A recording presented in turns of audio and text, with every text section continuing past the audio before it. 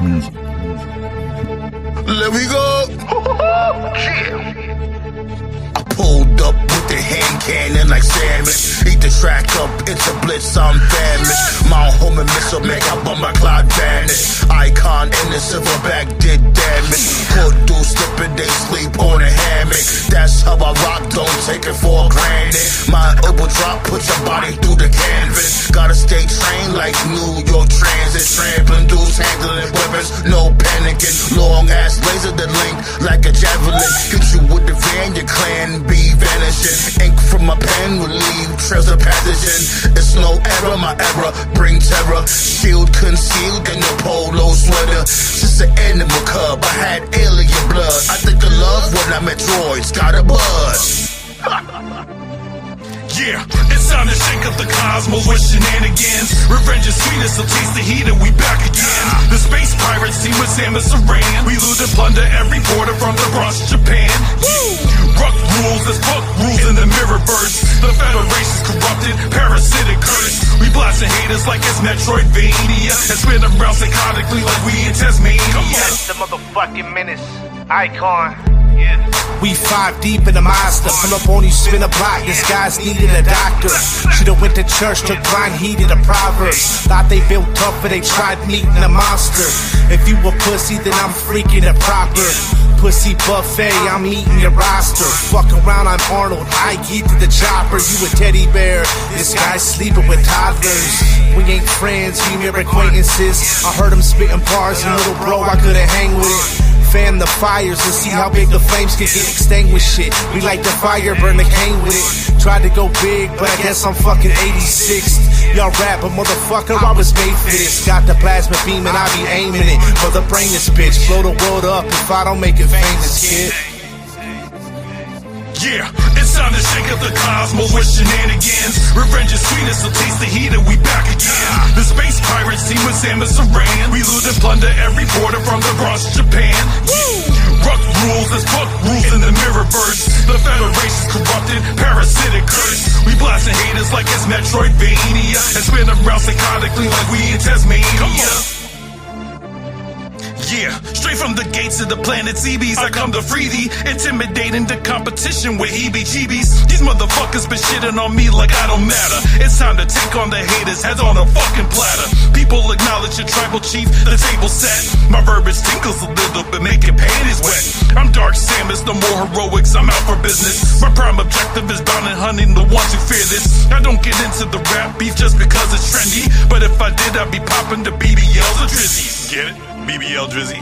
Yeah, I did this remix for fun, just to be there my meta. Those fuckers won't on my tracks, so suckers up my plasma beam. I'm gotten so mean, I'm hardened by the orbit. My shit's so laser precision, and y'all don't even know it. I'm super smashing these brothers that eat the comp like Rizzy, and leave you butthurt like after parties with Mickey Diddy. I'm leaving all of you bozo chozos in fucking ruins. Dreading my time with the mic, the state of shock that you in. I'm super fusion with fuckery, ran amok with heat. I will defeat my enemies, Icon Illa, and pass his beast. Yeah, it's time to shake up the cosmos with shenanigans. Revenge is sweetest, so taste the heat and we back again. The space pirates team with Samus Aran. We loot and plunder every border from the Bronx to Japan. Ruck rules, there's fuck rules in the mirrorverse. The Federation's corrupted, parasitic curse. We blasting haters like it's Metroidvania and spin around psychotically like we in Tasmania. It's time to shake up the cosmos with shenanigans. Revenge is sweetest, so taste the heat and we back again. The space pirates team with Samus Aran. We loot and plunder every border from the Bronx to Japan.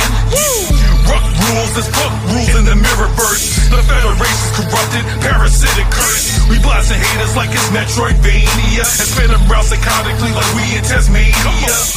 Yeah, y'all wasn't expecting a remix, huh?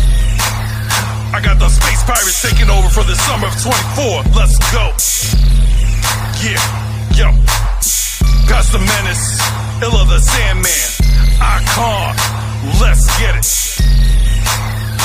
Yeah.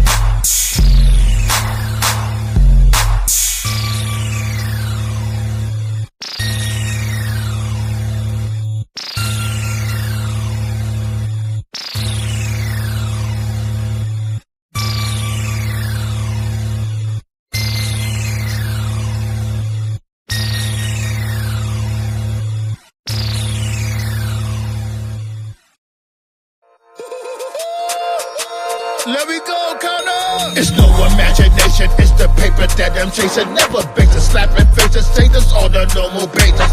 Looking at me, I'm feeling myself incredibly. I'm moving stuff, possibly you lose your health from the damage I done dealt. Kamikaze snatch up your body for autopsy. You acting hella, I be wasting time to try to stop me. Kinda like your only hobby's hanging out in the fucking lobby. Don't get no buzz, you preach your meat just like that fucking rocket. Success to daily plan, born on property and land. All you bum niggas can't scram. If you can't scam, it's a high demand. You're whack, you need to quit. Keep your day job, use a bitch. With that switch, I'll cause a bliss. First aid kit for your upper lip. Juggernaut is causing pain. On the earth, you just a stain. It's your parents that I blame. It's their fault that you are made. Juggernaut is causing pain. On the earth, you just a lame. All your life, you've been in lame. Your pop should've left you in the drain. Juggernaut is causing pain. On the earth, you just a stain. It's your parents that I blame. It's their fault that you are made. Juggernaut is causing pain. On the earth, you just a lame. All your life, you've been in lame. Your pop should've left you in the drain. Vice is gonna stop me. Nothing stops me. I'm raw power.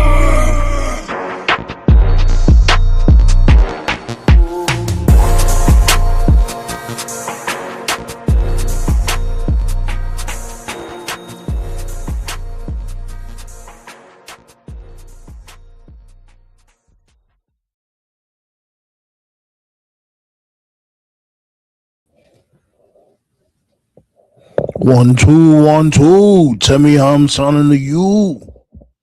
AOB, what it do though?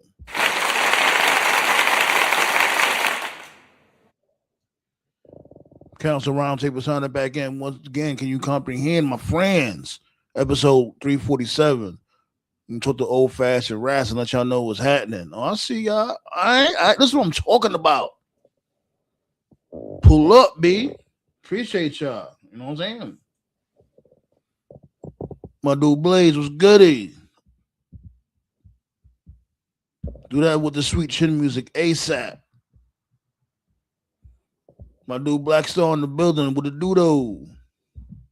What's good, Graffiti Bear? Appreciate you. Come on, we gotta let them know. We the ones and they most definitely the bums.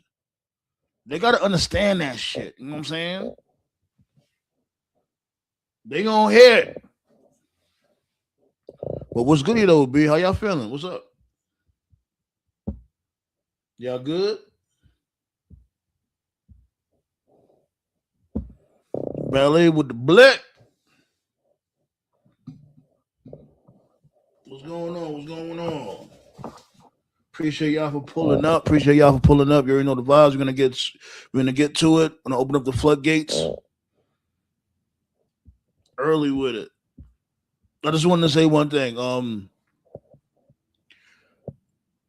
I seen what happened or heard what happened with the dude from Pretty Deadly. I'm gonna be respectful because I normally call them Pretty Bummy, but all jokes aside, this dude Elton Prince, get well soon. That's pretty crazy what happened over a simple Scorpion death drop, and I'll be cracking jokes here and then, for entertainment purposes.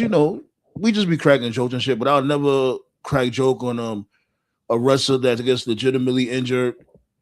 You know what I'm saying? I just wanted to just put that out there and shit, because that does suck. Like, who knows if he's going to come back?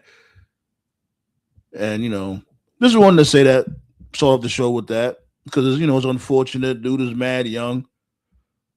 And, that's the business sometimes. It sucks. Hold on, give me 1 second. Hold on, let me fix this real quick. What in the hell is that? Let me fix this real quick. It was good though. I do like the direction they trying to go with the what's his name? The Kit Wilson dude, giving him a character all by himself instead of taking him, off of TV also, which wouldn't be fair. Because WWE, they known for doing that.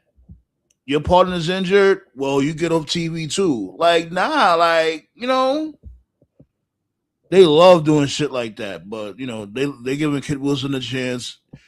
He a jobber and all, but shouts go to WWE for doing that instead of just taking them off TV completely.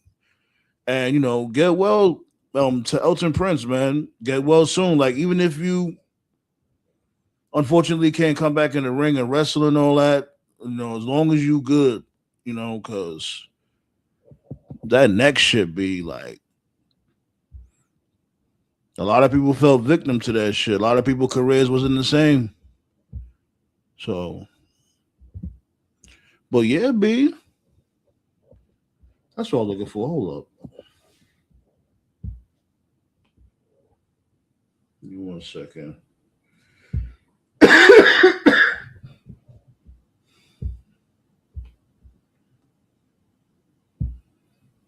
This shit tripping.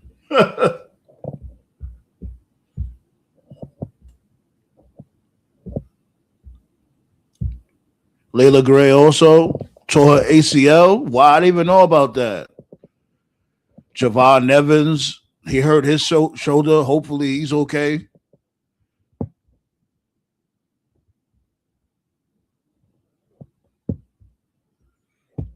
Yeah, because y'all, you know, I normally be joking around and stuff. Sometimes I gotta remind people because, you know, I don't want y'all to think I'm just some hating ass sadistic type dude. Like, nah.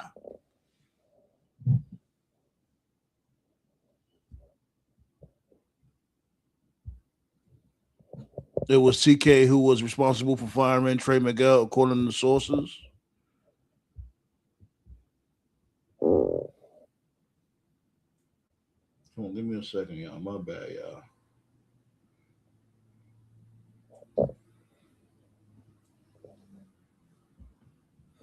Yeah, I've been knew that.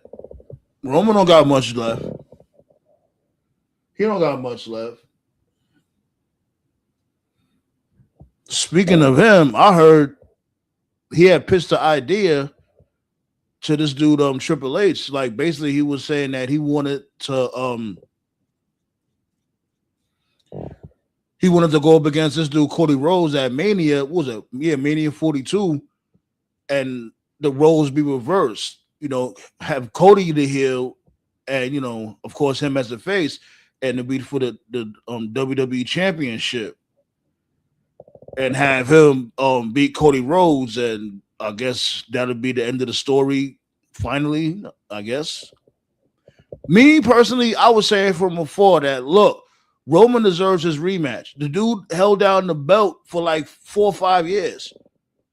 So him getting his rematch after that, if Maxine Dupree could get a motherfucking rematch, Roman Reigns deserves a damn rematch. Yeah, I went there. I don't care.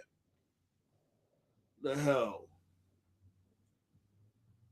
You know, my damn nerves over here. Trying to sit there and say the tribal chief can't get his damn rematch. Had the company on his back for 5 fucking years. Huh?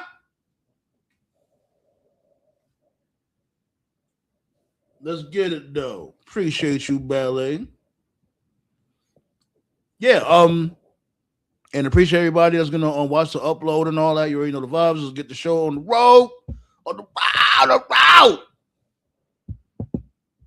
We're gonna talk about it, people. We're gonna talk about Raw. We're gonna talk about UnReal. It's UnReal, that show still exists, type shit. You know what I'm saying? We're gonna talk about AJ Styles putting his career on the line.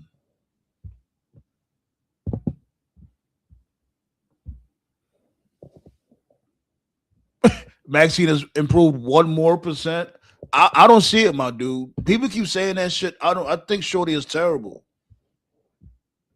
Does she have potential? Yeah, I think she does. I actually think she does have potential, but for the most part, she is ass, son. Seriously. She got a long way to go. Like, her moves comes off as way too polished. That's why most of the time in her matches, it's like she's underwater. You feel me? That just be taking me out with her. But she has the potential. I see it. But she's not gonna learn that shit overnight. It's gonna take her, like, if she's that dedicated, it's gonna take her like a good 2 to 3 years to hone her craft properly. She has a long road.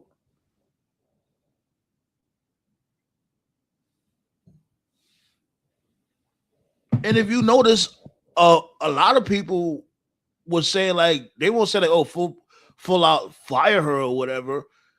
They'll say like, yo, they need to take her to the PC. A lot of people said that. Like, yo, they need to just take her to the PC. She needs to train. She needs to get it together. Because I'm pretty sure we all see the potential there. She's just not it right now at all. At all. She's very bad. But like I said, you see something there. My dude coked out. About to do some line and hit y'all with some sweet chin music of gems. What's going on?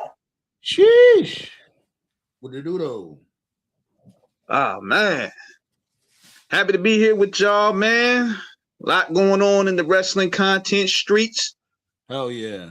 First thing I gotta say is they don't know what they doing over there, man. They need to hire us. I'm telling you, B. They use our ideas anyway when they go creatively bankrupt. Let me tell you this, man. I was watching some of UnReal before I left. I watched a little bit of it just now. Right. And this is a retrospect of what we see right now. The shit is a clusterfuck, man. Right. They don't know what they doing. They don't know what they writing. Even when I was seeing with the whole R-Truth and John Cena thing, I'm like, that's the simplest story to tell. Mm-hmm. Guy meets, it's like this. Guy likes girl. Girl likes guy. Set up date. Go out. That's the story. You know what I'm saying? Yeah. They overcomplicate everything. I don't want to say it's like overcomplicated. I say it's definitely the opposite of that. Like they just don't care. Sometimes they'll give you like a little Scooby snack here and there. Sometimes, very, very rarely, you be like, oh, okay, I see that. But even they'll ruin that. It's like they'll give you the Scooby snack and then take this shit away. Like, all right, for instance, like with the Gunther shit, they had something with the Gunther shit. They really did. And he ruined it already. Like Gunther should have been on the straight warpath. Like, yeah, make fun of Cena and all that. You know what I'm saying? That was cool. Have him come dressed like the old men, all black. All that was cool. You know, have him cut the promo laughing or whatever. But as soon as motherfuckers came and played around with him, that's when he gets serious. That's when he turns into NXT UK Gunther and, rip you apart. You got this dude struggling against AJ, and I know that's AJ says I get it. He's phenomenal and all that, but how they did that shit? That shit was weak. They don't care. Because let me tell you. AJ should be cowering in fear when it comes to this dude, like, because that's how you're trying to build him as. You're supposed to be building him as the Grim Reaper. So he's supposed to be like, like, oh, everybody, whatever. Anyways, what happened? I just want to say Black Sauce in the building real quick, then you can keep on, my dude. What up, my brother? What up? What's going on, Black Sauce? How you feeling, sir? Feeling good. How are you guys? Good. We go to. Good. All right. And that's for TKO too. TKO, what's going on, my dude? Ain't good. Yaramin. Yaramin. Yeah. Well, go ahead though, King Eric, coked out show and all that. All right, let me make sure we know what we talk about. We talk about Gunther, right? Yeah. They don't give a shit. That's what you were saying. Yeah, what I was gonna say was this. Think about this. When they're making money hand over fist, like they're doing right now, according to what they say in the quarter numbers and the revenue that they're generating, despite the high ticket prices, they don't feel no initiative to change anything at all because they figure why break a formula that's already working? The only way you're gonna see change if people don't watch or people start pretending. That's when they're gonna really start being more open to listen to ideas because you got to turn the ship around. Right now, but that's the thing, though. Go ahead. When the ship is pretty much steady in terms of finance and quarterly revenue, they don't care. And they're gonna look at us like we don't know what we talking about, even though we see the cracks as viewers, as creators. Because see, we're not just hack ass fans. We actually have experiences in like creating stories. You write music. Right. I direct packages. I direct videos before. I've written scripts and stuff. So we know what people want to see. TKO, and this shit he does music also, TKO. So right. we know. So we know content. And this shit ain't hitting. But here is, and again, like I understand what you guys are saying, but here is where I'm coming at it, is that they are moving sort of in, I can't say real time because everything is changing, but people are retiring. Like I said, Roman in 2, Cody in 4, Jericho this year, AJ this year. Okay. Like you're going to have to, at some point in time, and they're doing it as it goes along, but at some point in time, you're going to have to give the keys to somebody else. The question is, who is somebody else? They don't know.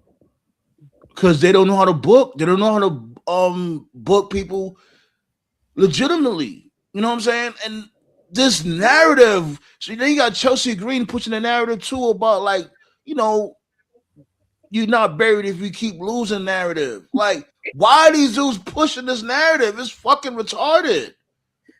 Like right now, because y'all not even on that same type of time when it comes to Cody Rhodes. If Cody Rhodes is to lose all the time, y'all look at him as a bum. So like, knock it off.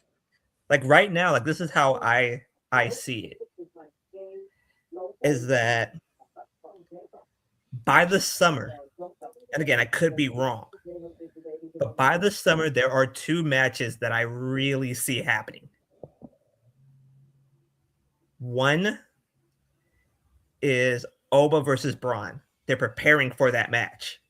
You can tell that they are. How? He's not even on TV. You can tell. Trust me when I tell you. How you can tell? Oba, this dude he's about to be named Oba Mahan. That's gonna be his new name. No, Oba's coming. Oba's coming. This dude ain't show up for like months. They probably gonna show him at the Royal Rumble. Hold on. I'm going to explain. All right. Braun's gonna win the Rumble. That's for sure. And he's going to beat Punk at Mania. Oba, I guarantee you, is going to have the most eliminations. And he's going to be the Iron Man. I can guarantee you that.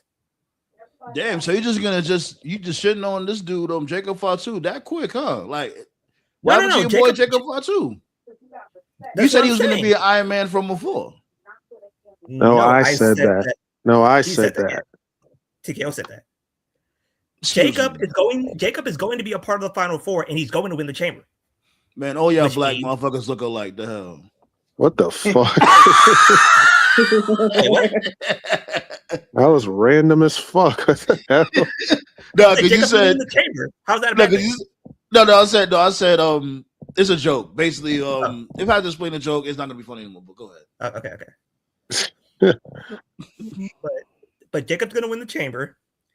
And he's going to face. It's probably going to be a 3-way between Cody, Jacob, and Drew.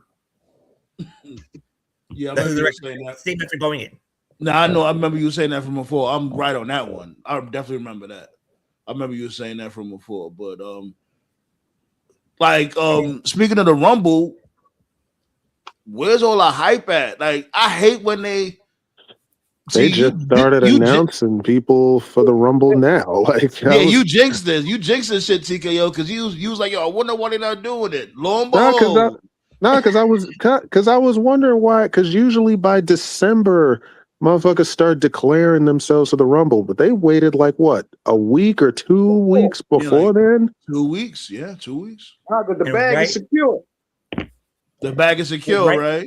And right now, according to Fightful, Hobbs is slated to debut at the Rumble.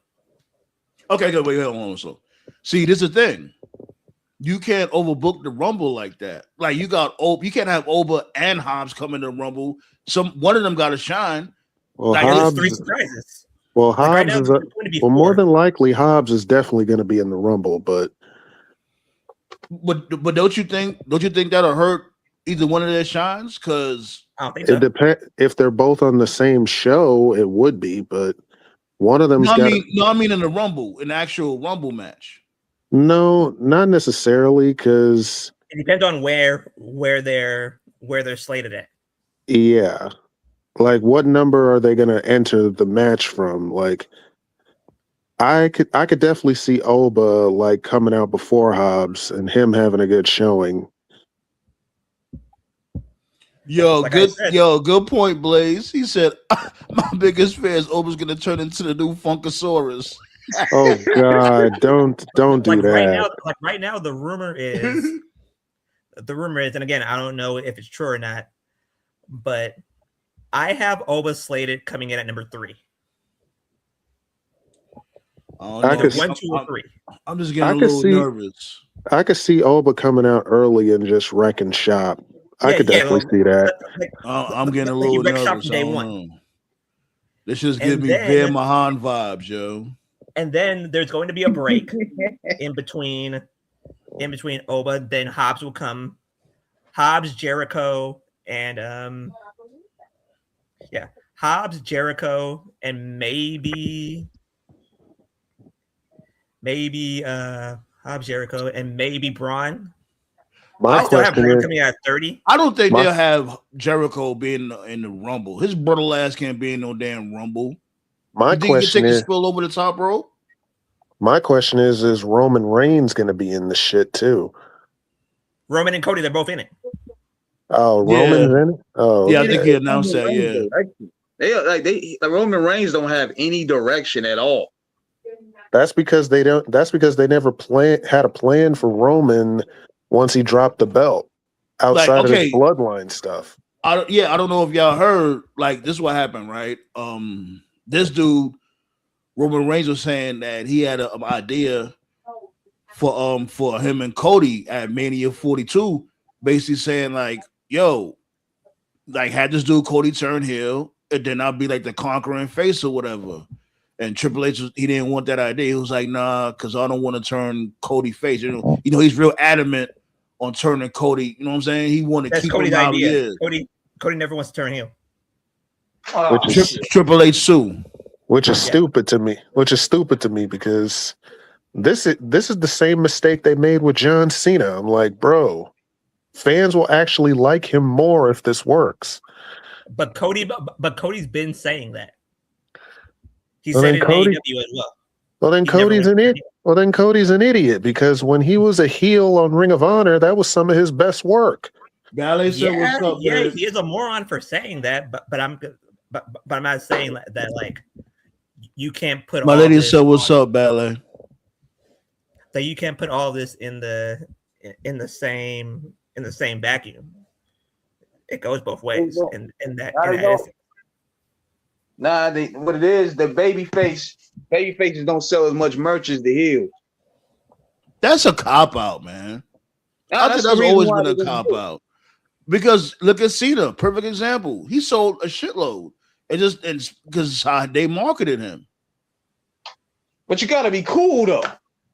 That's the thing.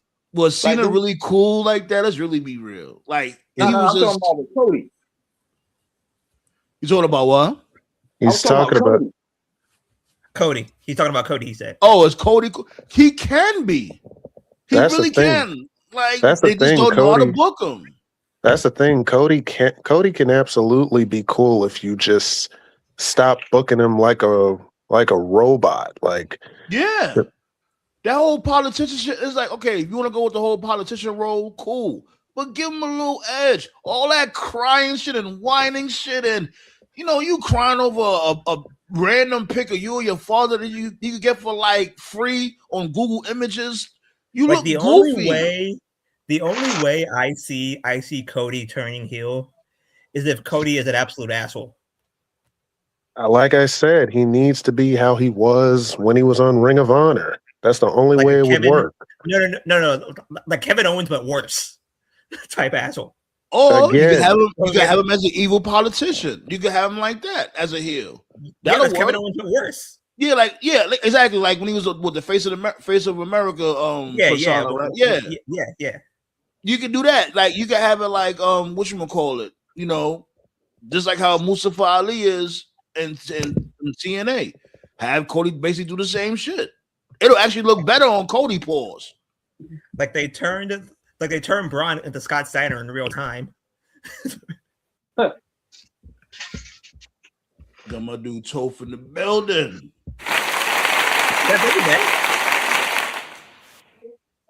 You know he got booking bad. Okay. Booking bad. That's funny. Lion ass Paul Levesque. You're goddamn right. Now $3 billion in debt. Now what's worse is Road Dogg. I'm sorry, man. I said it in the chat, but WWE putting out UnReal might have been their biggest mistake because now it just makes them look like morons. No. But here's the thing. Road Dogg, R-Truth is your best friend. He don't give a He was the reason why you're in TNA. Man, he don't give a damn.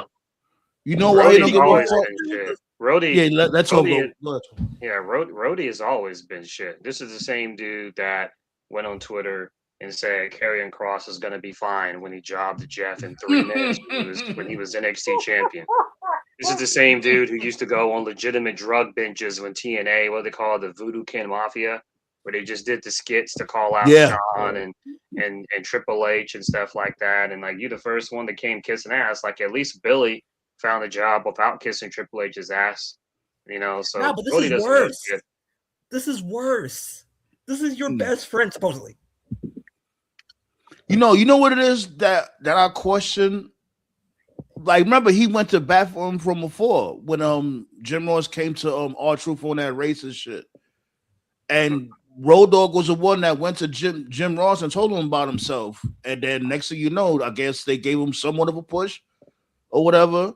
And it's like you was on that type of time then. Why not now?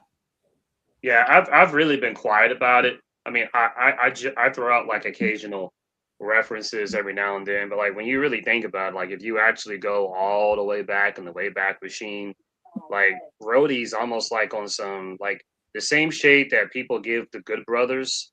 Like Rhodey was doing that shit like 30 years ago. He always knew people, and because he knew people, that's how he got a job. The only reason he got an opportunity to begin with was because he knew Jeff Jarrett and Jeff Jarrett's dad. Like when Jeff came in with the country singer gimmick, you know, Vince was like, okay, well, you're gonna have a country singer gimmick, you got to have, you know, someone to come out with him, and Rhodey just did. Vince didn't give a fuck about Rhodey. And then, like when they did the New Age out, they went right. And then when they did and I know it's kind of crazy now because we're talking about this like with the knowledge we have now and mindset. So, but when they did the New Age Outlaws, that was really more of a vehicle for Billy because you can say what you want about it, but the Smoking Guns, they were a credible tag team. You know, Billy was worse. Billy had a good look. He really didn't give a fuck about Rhodey, like because he was tight with Billy. That's how he got the push. And then like when he went to TNA, same thing. He just followed Billy. Like he really had no talent. And just like King Eric said in the YouTube video, the most over he got was basically just ripping black culture in the late 90s. Like that wasn't your idea either. Like he doesn't know anything. He doesn't know talent. Like what's one good creative thing he's ever done?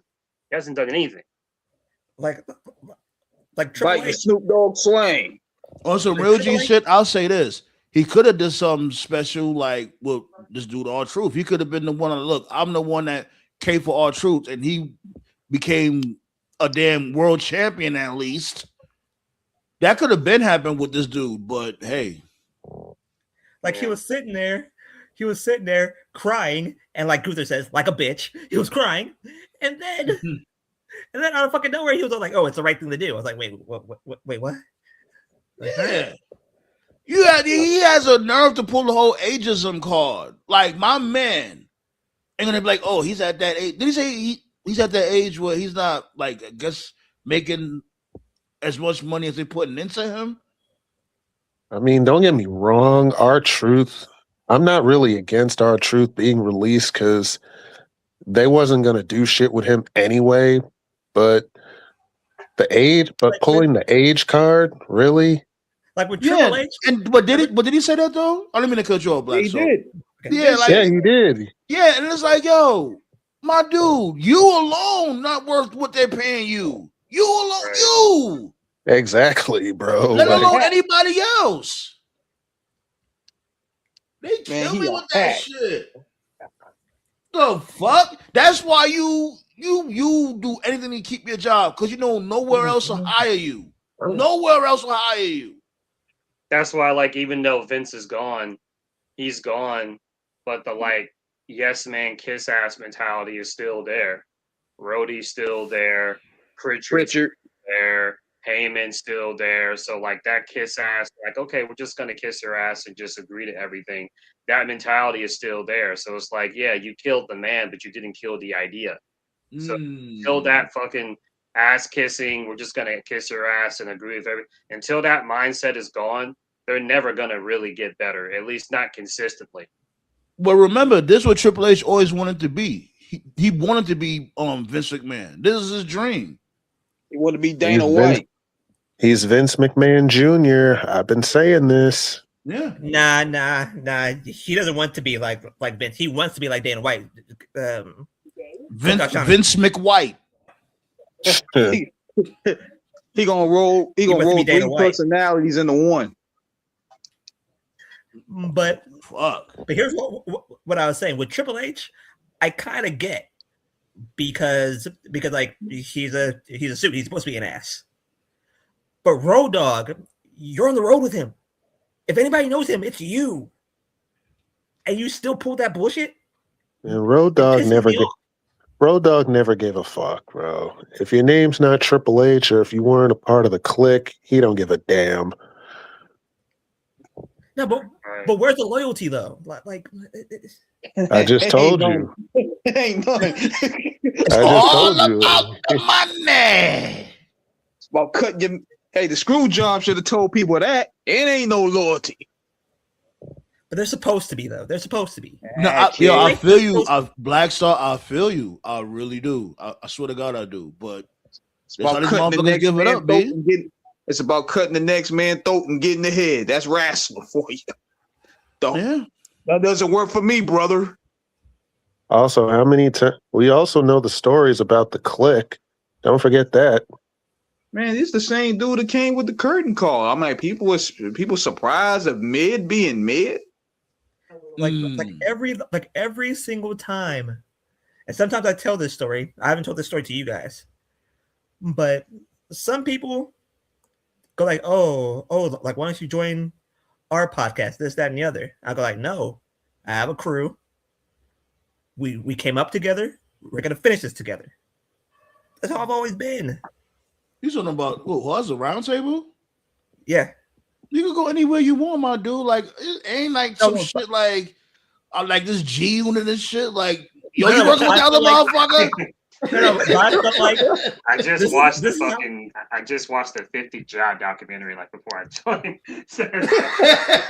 Wow. That's how I feel. No, I feel you, my dude. You know, I know loyalty. You know what I'm saying? But it's like, yo, it's not like you disrespecting us and nothing like that. If you go on other podcasts and talk your shit, do that. You wildin'. Go do that. Go. You know what I mean? Spread your wings and all that shit. Talk to other people. Get new ideas. Shit. What the fuck? I go out there and do that shit. Like, no, we still cool. We still cool like that. It's not that crazy. Nah, like. I'm not like especially me. I'm not weird like that. I'm not gonna be. Oh, what you doing in that dude podcast over there? Yo, you ain't shit. Yo, fuck this dude, yo. Nah, why? Yeah, that's to say, you don't gotta worry about that, Black Star. Sandman's not Diddy. How come we never party? Right? Like what the fuck? Like, nowhere near. Thank God. Like nah. If you going over there and talking shit, talking crazy, that's a different story. But other than that, like, please. Yeah. All right. Okay. Yeah, man. My dude, you stay in the chat with King Leo and all. I'm like, what you talking about? You be going out and doing your thing, my dude. Oh, but yeah, like I do that. But like King Leo, Like I figured like you, King Leo. Yeah, that's my Tati, guy. Yeah, like we're all part of the same. yeah, Yeah, yeah, we're all part of the same umbrella. I should say, right? Is that the right yeah, word? yeah, yeah. My bad, y'all. Go ahead. But I'm on that type of time. Everybody, like, please. Oh man, That's how we grow as a I've been community. Yeah, well, I so was I've really been gonna keep. say was oh, you go on, Tigo. No, I was just gonna talk about something else, but go ahead. Oh, okay. Yeah, the Yeah, only other thing I was gonna add was that even though we all know that Black and Gold was not all Triple H, we know a lot of other people helped. I was just gonna say that Triple H is very lucky that at least he has Black and Gold on paper on his resume, because without that, I'm sorry to say he has no legacy at all. Like if you remove Black and Gold from the equation. No, but isn't Black and Gold more Dusty's idea than the Triple H's idea? Sure, but he's still that's what gonna he's saying. he's still gonna have his name on it regardless. But okay. what I'm simply saying is, like, if you remove that from the equation, like as a wrestler creatively, like he never added anything at all. Like he said that Angle didn't have it. He said that Rock didn't have it. He said that Cena didn't have it. He thought that Jericho didn't have it. He thought that Edge didn't have it. He never had a creative idea. There was never like a great match concept or great angle concept or great promo concept. He never did anything that you've never seen before. So my main point I'm really trying to make is, like, this dude has never been creative at any point in time. All he's ever done is he just emulated what others have done. He emulated Ric Flair and Harley Race and, all those AWA, NWA guys who were just way better than he was. I will say this: the only thing Triple H really contributed is the sledgehammer. No, but here's the thing: the entire McMahon family just steals ideas from other people and call it their own. Yeah. Oh, that's obvious. Yeah, they're colonizers. Yeah. Just like Eric Bischoff. Just like Eric Bischoff, we know. Like yeah, Tripp stole. WO was a Japanese idea. Tripp stole from that he Dusty. continues to recycle. Tripp stole from Dusty, stole from Jericho, stole from I believe Prince Albert, right? Stole from Albert, right? And then when you consider like the current modern day, since Triple H took the pen, like I said, the only credit I can really give him, and it's worn off, I'll give him Judgment Day. That's a new, it's played as course now, but it's a new faction that didn't exist. It was a faction made from scratch. I give him that. But like everything else, no, the bloodline was already a cooking. It was already a thing before Triple H took over. Gunther, I mean, am I supposed to give him credit for that? I mean, there's no difference between Gunther and Walter. He's just doing the same thing he did on the Indies, just in front of a big stage. That was really Regal right. who did that. I'm not giving him credit for Cody. Cody was the one that reinvented himself. He just got signed back to WWE. I'm not going to give him credit for Rhea Ripley or Bianca Belair. They just got over being themselves. Like, what did he do? Was Regal. That was Regal, Albert, and Mark Henry. Right. Like, so I'm looking at the roster now. Like, so even if people want to, like, if they want to say, oh, what about modern day WWE? Like what about it?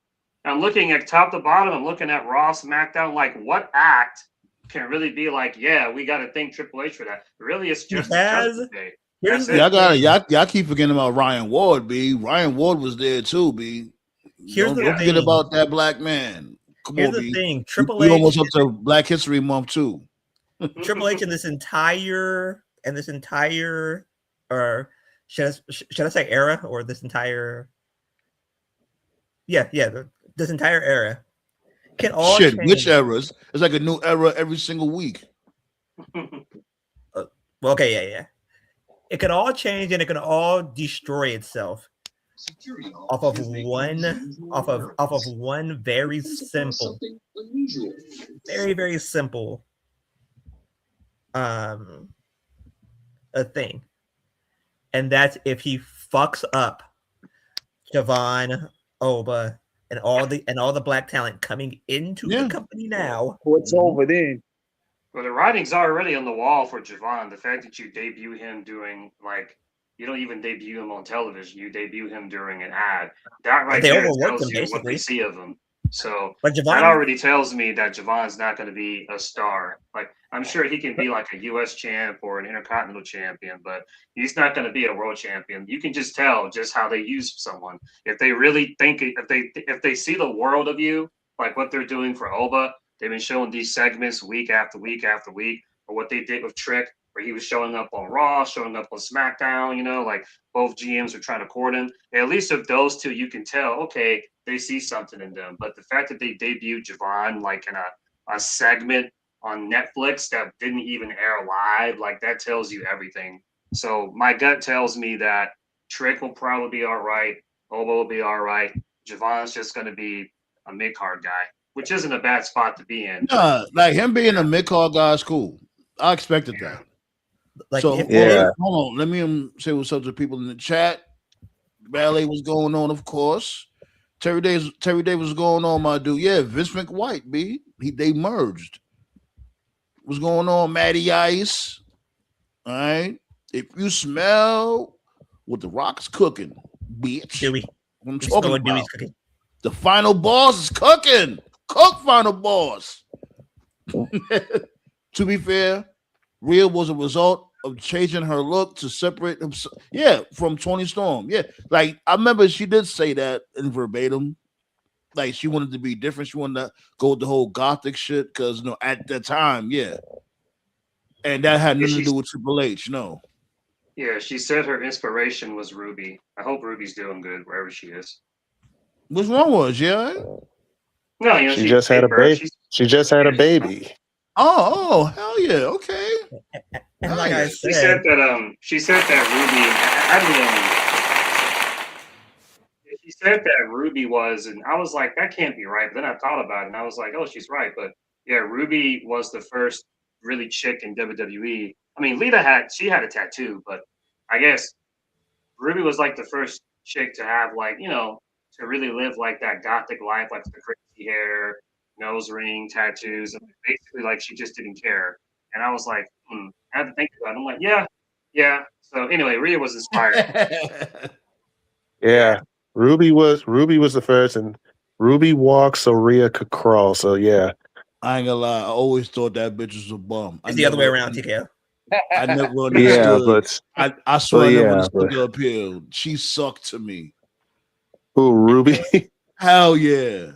How Taz said, Ruby, Soho, Ruby, Soho. How Taz said. That's how I feel about Becky. She's just cringe to me. Like I don't see a good wrestler at all. But I mean, it's subjective. Ooh, Becky Lynch. Yeah, she's just cringe. Like every time I see her talk, she just comes off like I don't know, man. I used to take when I was in school, I used to take a theater class, and when you have theater class, there's always that one person that just overacts to the point where it's just cringe, And then it's like that's just the vibe I've always gotten from Becky. I don't get it. I've never got it from her, ever. Becky turned Maxine Dupree into competent. That takes talent. To me, no, Becky Lynch to me. Listen, Becky Lynch to me, I've always said, like her or hate her, she actually gives a damn.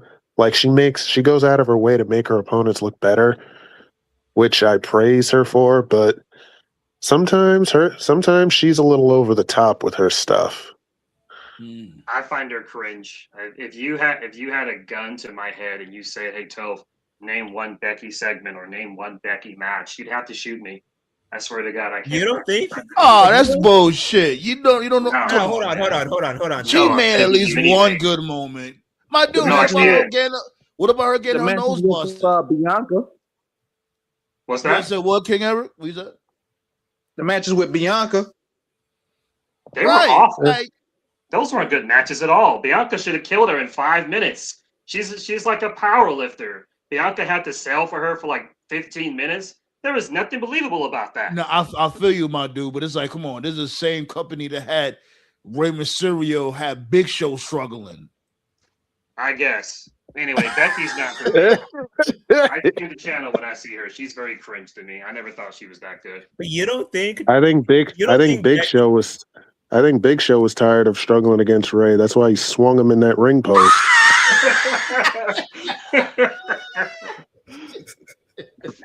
No, but Toby, you don't think that Becky turning Maxine Dupree competent takes talent? No, I mean they both suck, so I don't really care. Okay, what is this appeal with Maxine Dupree? Yo, like I get You know she has why? some Because potential. she's blonde. That's why. She's a blonde woman with big boobs. That's why. Have you seen her before the Becky matches? That's all I have to say. She's still cringe. Even in that Becky match last night, she was botchy. But still, she has. This is the thing. She has a potential. She really does. I see it, but she has a long way to go. I was saying before y'all had pulled up, I was saying that I'll give her like, if she's serious, give her like 2 years to really start getting on the path to honing her craft. Right now, she's nowhere near ready. She has to keep on working. You're right. She shouldn't have. She absolutely should not have won that IC title. Honestly. No. And now and now we got to deal with her feuding with Natalya. Nobody wants to see that. I'll say this though, her Becky Lynch being in that in the Continental Belt picture, kudos. Like, I'm not gonna lie, she's trying her best to bring validity to that damn belt. Unlike the U.S. Championship on SmackDown with those women, they don't give a fuck. Sorry. That's because nobody on SmackDown, none of the girls were like, "I'm gonna take one for the team." Becky is at least like smart enough, even though I don't fucking care for her at all. She's smart enough to sort of like look at the lay of the land and be like, okay, well, I'm not going to be pushed to the women's title anytime soon. I'm not in a tag team. I need something to do. Oh, okay. I'll make this Intercontinental title mean something. SmackDown needs to have like that veteran women's presence to sort of like. Charlotte needs to bite the butt. Like, Charlotte. I would have said. I would have said. Hold on, y'all. Let him land his plane. Let him land his plane. Yeah. SmackDown needs to have that veteran woman's presence, or it needs to have that creative presence to be like, okay, like we need like a woman who's a name that fans take seriously, that creative just has nothing for, and just give them the U.S. title. In a perfect world, a Charlotte Flair. Or even like a Nikki Cross, or even like a Nikki Cross, like she's not doing anything with the Wyatt. I would have gave the belt to Alexa Bliss. I mean, they just had her fight Julia last week, so I'm like, I would have pulled the trigger with that. What about Jordynne Grace? Yeah. Jordynne Grace just got there, but I definitely see her winning it. I think this is towards you, Tove. The first female main event of WrestleMania. That's a triple threat between the was that Charlotte Flair? That match was awful. That shit was a botch. It was a botch fest. But it still was. And you know the only reason why I think the chemistry was thrown off, because they just shoehorned Charlotte in there. Remember, it was only supposed to be Becky and Ronda Rousey. And you know what the crazy thing about that is? They still never did Becky and Ronda 1-on-1. Nope. That's because Ronda They only did Ronda versus Charlotte 1-on-1, and those matches were just as bad. But and still, that's why it's very important in professional wrestling to pull the trigger when the iron is hot, because what happens a lot of times is WWE will have a mindset where they'll be like, we can do it later, but later doesn't always come, and it didn't come. So exactly. And like I also heard that Hobbs is going to be in NXT. To be honest, you all over the place. First you said he was going to be in the Rumble, now he's going to be in NXT, Black Star. No, he's going to debut at the Rumble, and then he's going to go to NXT for a little while. I always say he should go to NXT. That's what I was pitching for Jump Street. He should go to NXT. NXT needs somebody like Hobbs, honestly, especially now. What they're doing with Hobbs is the same thing that they did with Jordynne Grace. She debuted at the Rumble. And then when she actually signed her contract, she was in NXT. Yeah, I could see that. But they shouldn't have did that with her, though. Jordynne Grace, I think she wasted her time at NXT. I really think she did. It's really sad too because they're already prepping her for a match of Jade because they don't have anybody else. It's almost been Right. 60 days and Jade hasn't defended the title once. So Like That's because also, all of her potential opponents are all in tag teams. like also, like also, NXT signed somebody from Ase Wrestling. that's cool. Speaking Okay, of who? NXT, Let me get the name. Yeah, that sounds is he? interesting. Hold on. a Before second. you continue on, I want to ask this shit. Like, y'all know about WoW, right? Yeah, woman of wrestling. Yeah. Right. Like, Yeah, they got a lot of female tag teams. Why don't WWE pluck from them at least a couple of, or maybe three women tag teams? You know what I mean? From there, it's like, you know, I'm pretty sure like they better than what the fuck WWE got going on. I know AJ Lee was she was a director there, but as far as I Yeah. know, they don't have any ties to any other company. They're just sort of doing their own thing. They still His name is- exist. They used to have reruns on the CW at one point.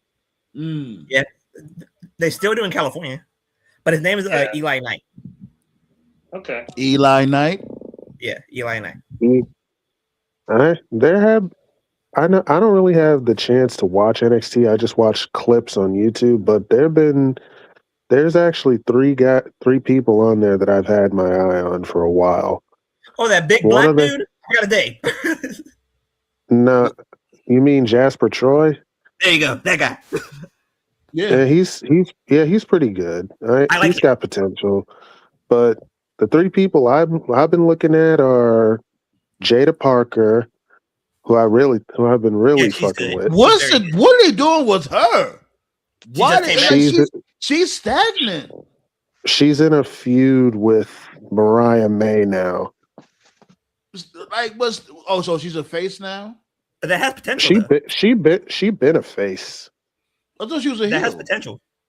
No, she been a face. The crowd loves her. She's over as fuck. Like that has potential to be a very good feud.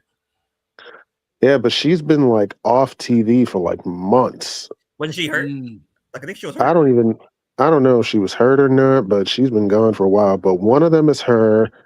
The other one is this dude from Evolve named Sean Legacy. Oh, swipe right. I like him.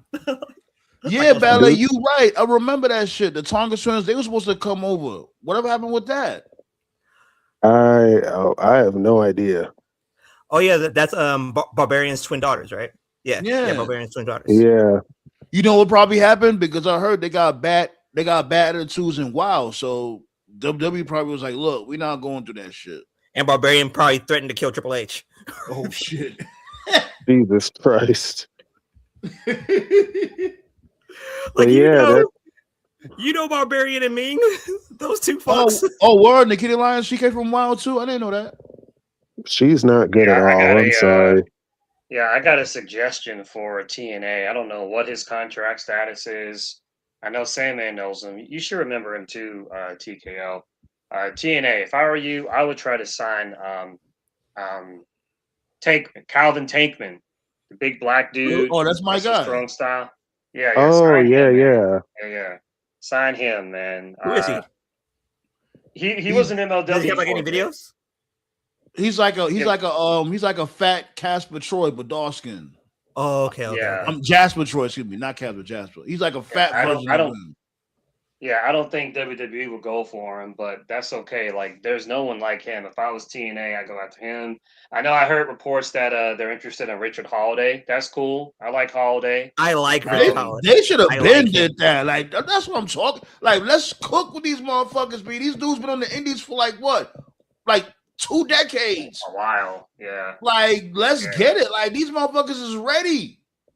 And I just want to, this is all I'm really going to say because I'm not going to say any more of this because we already talked about it, man. The delusion online from some butthurt TNA fans like last week was absolutely ridiculous. I know some people are saying stuff like, oh, you guys are just grifting.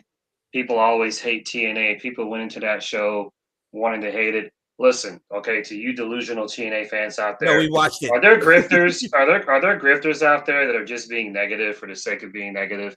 Sure, there's like that in everything. But let me tell The you something. WWE drones. The vast majority of people that watched that TNA show, they went in with zero expectations and they just watched it for what it was. And it was a fucking bad show. Take the criticism, take the L, and just fucking learn from it. That's all. You guys just didn't knock it out the park. But my number one advice to TNA and to TNA fans, this is weird because we rarely ever like speak openly to TNA. We usually talk to, because we know Tony Khan and Triple H take our ideas anyway. So my advice to, what's the guy's name? Silva, the dude in the hat. That's his name, Carlos right? Silva. Carlos Silva. Go ahead. Right, Carlos Silva. Okay. Here's my advice to you as a former TNA fan. Okay. If you're serious about this, the first thing you need to do is you need to establish what the fuck TNA is. Right now, at this moment, TNA has no identity. Everything you did on that debut show was just WWE light, but not good. The constant ads, the vignettes, the celebrities that no one hears of or cares about, the credits at the end, you basically just copied the WWE formula. There's no positive way to spend 3 matches on a 2-hour show. What is TNA? What is your identity? Your identity used to be the X Division. It used to be the Knockouts. Now you don't have that. So you need to figure out your identity, because if you're just trying to be WWE light, no one's going to watch your show. Because if you're a WWE fan, why would you want to watch a WWE light show? Why would you want to do that? Just watch Raw and SmackDown. And if you're an AEW fan or a New Japan fan, or if you're a fan that's just, you don't watch WWE, there's no reason to watch TNA because their wrestling's not as good. So you need to find that niche, whatever it is, figure it out. And once you figure it out, just go with that. But anyway, I heard Genesis was okay, right? It was okay, right? It was all right. Okay. But I did hear some rumors. I don't know how true it is. But what I'm hearing is that AJ is supposed to leave after Mania. He might leave after the Rumble because his contract expires. No, like there's rumors. Is that his match with Gunther is going to end in a fuck finish, and they're going to run it back at Mania. But what I did hear is that AJ's last match is going to be at Bound for Glory. That'll be awesome. But I don't know. Who though? That's the thing. No. Like, who's worthy to go? Who's worthy enough to go up against AJ at Bound for Glory? Like, when is Bound for Glory? The only one is Kazarian. October. And I said March. That's how long it's been. The only one is Kazarian. They're the only 2 originals that's still on the roster. But who really? And I hate, but who really wants to see that at Bound for Glory? Nobody. Yeah. Exactly. They already teased the match.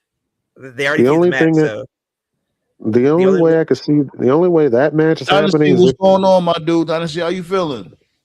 The only way I could even see that match happening is if TNA puts AJ in their Hall of Fame, which they really should have. Yeah, this is one of those examples, like, because people were talking about this with Tanahashi's retirement. Obviously, because of politics and shit, certain companies can't interact with other companies. But fans were saying when somebody retires, that should be like the one exception to the rule, and I agree. They really should have had Nakamura at Wrestle Kingdom for that Tanahashi retirement ceremony. Right. So in reference to AJ, this is one of those moments where like a WWE, AEW like handshake type thing would work. Like, what if Tony Khan worked out something where they could like have Samoa Joe for one show, have Christopher Daniels come back one night only. You could do like AJ, Joe Daniels one more time, Kazarian, Joe, some combination of the 4. Because I'm sorry, man, like nobody in the TNA roster deserves to have that last match.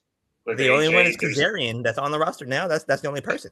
Yeah, but he doesn't have the history of AJ like Joe and Daniels do. He does. No offense to Kazarian. Not like Kazarian's got history with AJ, but it's not as historic or lengthy. Exactly.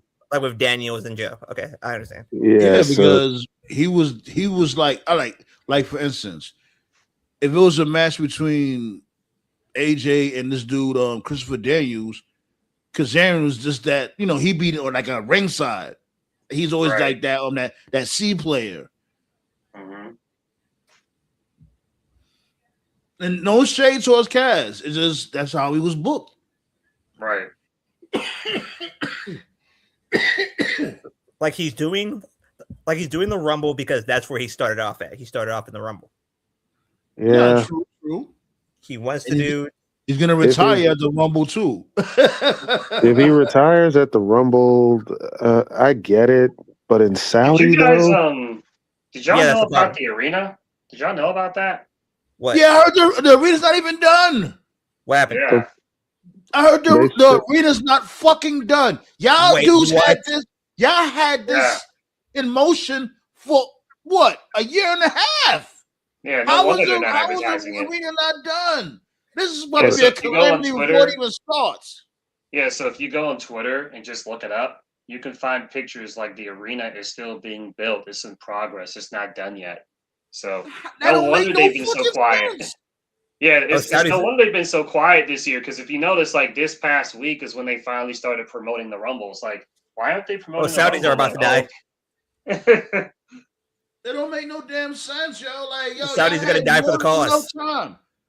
A year plus. Let's really be real. Because when they made that announcement, you already knew damn well these motherfuckers had this shit in motion from before. That's how lazy these motherfuckers is. They got so much fucking money. They feel like they could do the bare minimum and cut every single corner all the damn time. Saudi citizens are about to die for the cause. I don't understand why they made the announcement for Saudi to be the Rumble location, and the arena was like if you're gonna make the announcement, like as soon as they decided it was gonna be there, you would think the arena would at least be like 50% finished by the time they made the announcement. No. Like it was worse.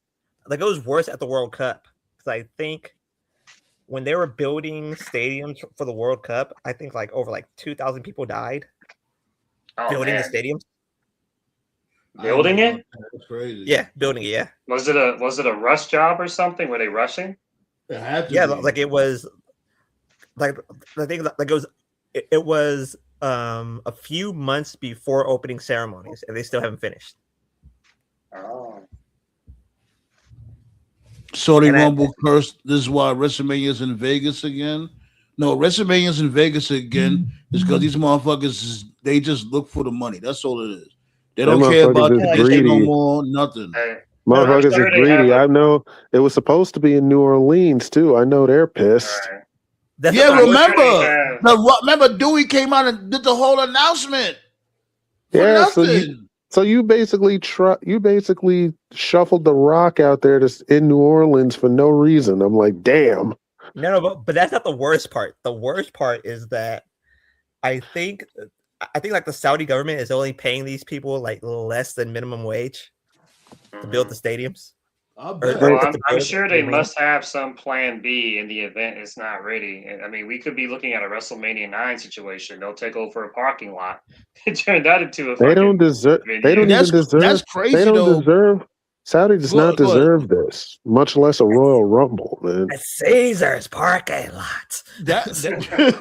That's crazy that you mentioned that shit though, Black. So it's like, so it's like these dudes out here, they basically exploiting the sweatshops, low key, like, right? Because if they're not really getting paid to build it, because they're gonna want this arena, whatever the case may be. I didn't even know they was building an arena from scratch. I thought they was going somewhere that, you know what I'm saying? I think like it was like $2.50 an hour. $2.50 an hour. I saw the photo by accident. Shit. I saw the photo by accident 2 days ago.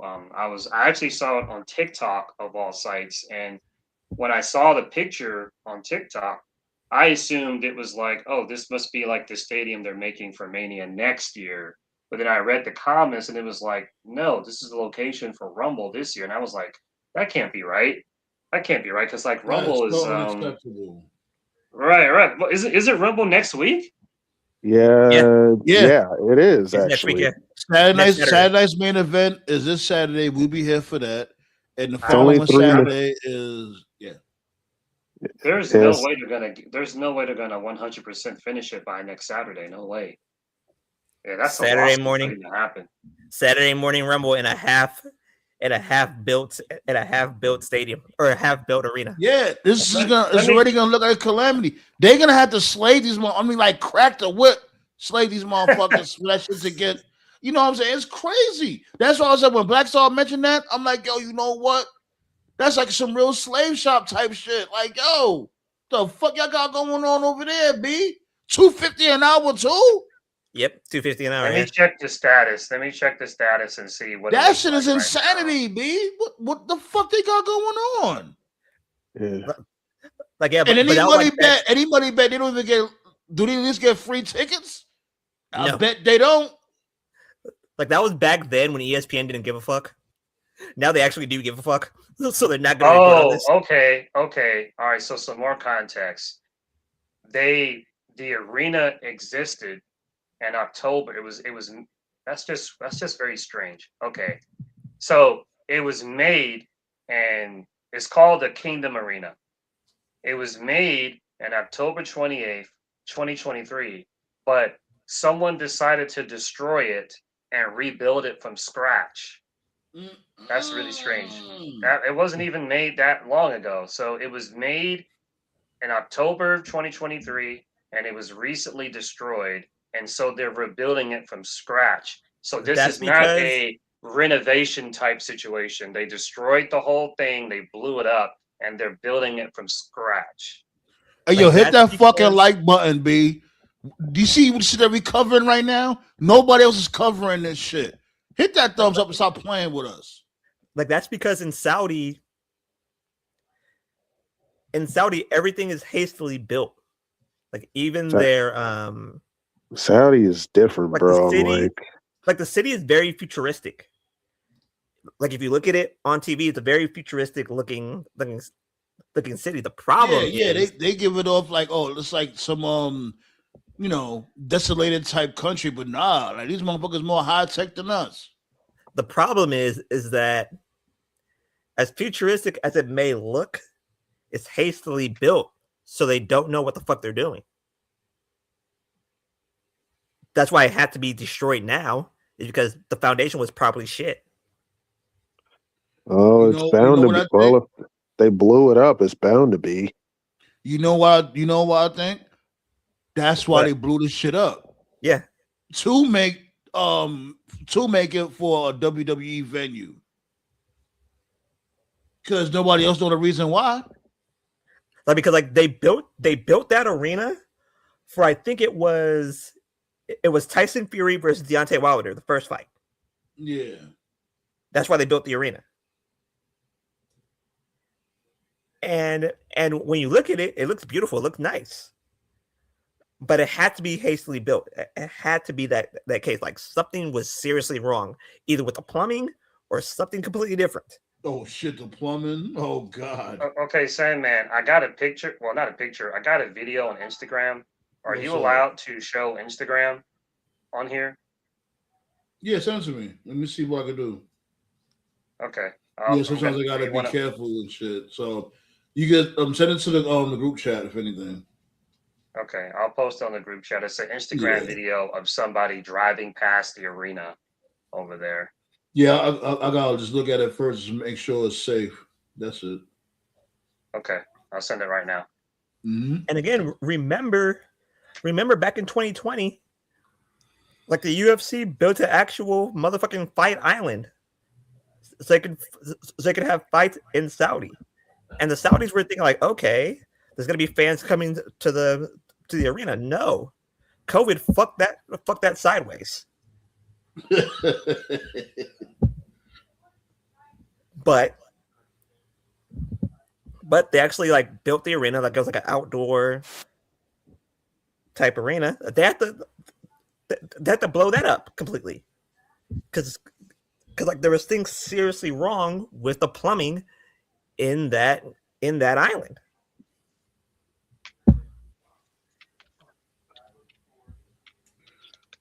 Okay, I'm about to pull it up now. Give me a second. Like in most cases, they legit don't know what they're doing. And thank God I'm not flying. Like I'm not going to Saudi anytime soon. Only motherfuckers that's going over there is like some bucket list type shit, and they got mad paper to burn. And that's another thing I wonder now. Who's really going to fly over to the Middle East to watch this shit from America? And risk dying. The Nubis was goody. And risk And that's dying. what, they sound like what, an 8-hour flight? Yep. Also, what's that? Also, what's that? What's that going to be like for WrestleMania next year? Like, it can't be a packed house. They better have a backup. They better have a backup plan. They better. I just can't play the audio though because like the music and all that. I can't play that audio, but I'm gonna show the visual real quick. Go ahead. Okay. All right. So this is a clip on Instagram that's going viral right now. They haven't even built the roof? No. Unless they're not going to use a roof. Oh, yeah, fuckers are going to die. I guess they're going to have to be using trailers because I don't see a place for the talent to go to change. Unless they got tour buses. Perhaps. These motherfuckers, wow. They about to have the whole damn continent come through and pack that shit in like, ain't no way. Look like, yo, this is a skeleton. Y'all got a whole, like, oh man, this is gonna be a whole calamity. Ain't no way. They're gonna have to relocate. So this explains why they've been really quiet on the Rumble this year. They really haven't been promoting it at all. They only in just a couple of weeks. They like this is okay. Y'all remember? Y'all bookmark this. This is what Tuesday. They got until next Saturday to make this shit happen. Let's see what happens. It's gonna be hastily done. And keep in what's mind, the name of this arena? The Kingdom Arena. The Kingdom. Got you. No, it's not like it's. And keep in mind, they still got to prepare something for WrestleMania next year. So the current capacity is between 26 and 30,000. So, which is actually small for them. Good luck. Good luck with that. Jesus. Well, let's shift gears real quick. How that Dynamite call looking, my guy? Well, let's check this out. Tell You giving Tony Khan ideas. You can dig him up from out their grave and just bring him to the AEW. But go ahead. Oh God. Well, check this out. We got Josh Alexander versus Kenny Omega. It's gonna be a fun match, but we all know who's gonna win. Which is some bullshit. Why Kenny Omega can't just lose his match? I want him to lose. And I love Kenny Omega, but it's like, would it really hurt him if he was to lose to Josh Alexander? We didn't lose MJF. I got a better question. Why is Kenny Omega still stuck in the Don Callis vortex? I don't know.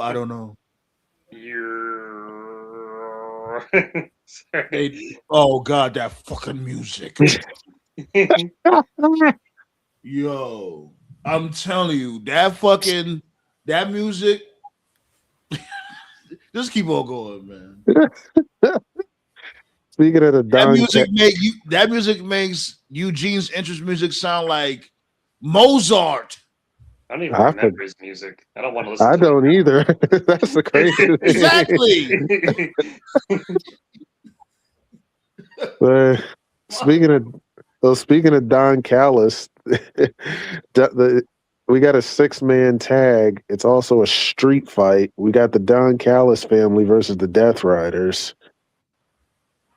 So they're really teasing this shit, huh?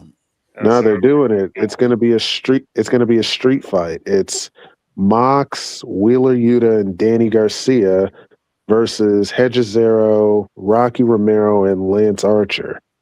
Thanks for the likes, y'all. Thanks for the likes. Appreciate y'all. Archer, everybody jobs.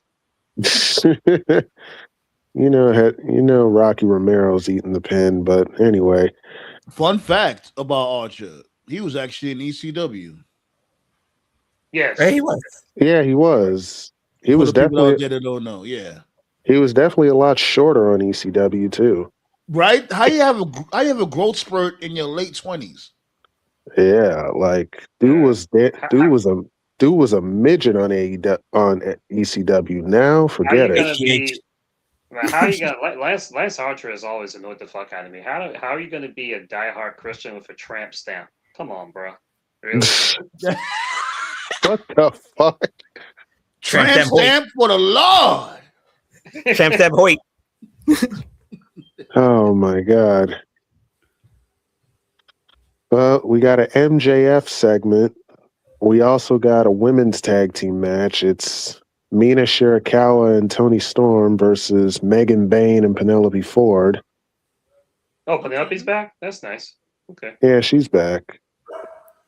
We also got Samoa Joe versus Mike Bailey.